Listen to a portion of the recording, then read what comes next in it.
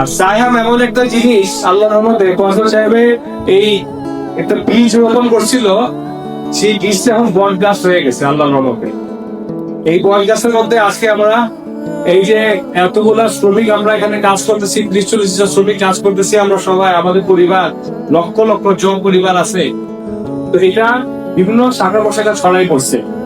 আমরা চেষ্টা করি একজন একজনের পাশে থাকার জন্য। বিগত নির্বাচনে আমাদের চেয়ারম্যান সাহেব ফসল সাহেব প্রতিদ্বন্দ্বিতা করছিল, তোমরা যেভাবে নিজের ভাইয়া নিজের কইরা যেভাবে তোমরা এই নির্বাচনে সহযোগিতা করছো, সাহায্য করছো, আর আমি চেয়ে দিচ্ছি। আমি তো তোমাদের বলার মতো বলতেও পারি নাই, চাওয়ার মতো চাইতেও পারি নাই, তারপর তোমরা নিজের মতো করছো। নির্বাচনের আগেও করছো, নির্বাচনের পরেও করছো।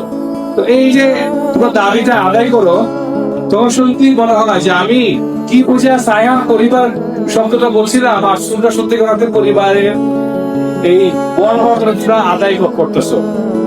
তো এখন ইমতাজ সামগ্রী নিয়ে আসছি, তোমরা শুনে খুশি হবা। বিগত দিনে যেখানে 20-25 টাকা এবার তোমাদের চেষ্টায় এবার দায়িত্বটা আমাকে দেওয়া হয়েছে। আগে আমাদের চেয়ারম্যান সাহেব করতো, এখন তো রাষ্ট্রীয় কাজে ব্যস্ত।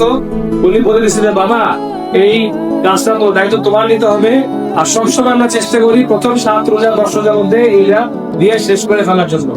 নির্বাচন যখন হয়েছে 12 তারিখে 19 তারিখে রোজা শুরু হয়েছে, তোমরা না অনেকেই ভাবছে ভোট তো লয়ে চলে গেছে, এবার মনে হয় সাহেব আর ইফতার সামগ্রী দিবে না।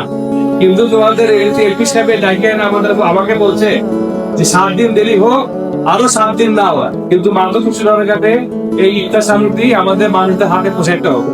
তো একটু দেরি হয়ে গেছে, আমাদের তোমরাই কষ্ট করছো, আমাদের অবশ্যই তোমরাই কষ্ট করছে। আলহামদুলিল্লাহ আমরা সারতে পারছি।